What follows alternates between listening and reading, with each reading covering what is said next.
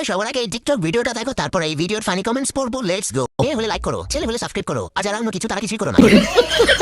আমার পৃথিবী সাজা মধু পূর্ণিমা। तो चलिए शुरू करते हैं। কি সৌভাগ্য আমার, বৈশাখ মাসে এসেও ভাদ্র মাসে তাল দেখতে পাচ্ছি। यस अच्छा। তোমার পৃথিবীতে আমার একটু ঘুমাতে দিবা? প্রথমে ভাবলাম 34, পরে প্রকাশ পাই 44, সব রাশি তো।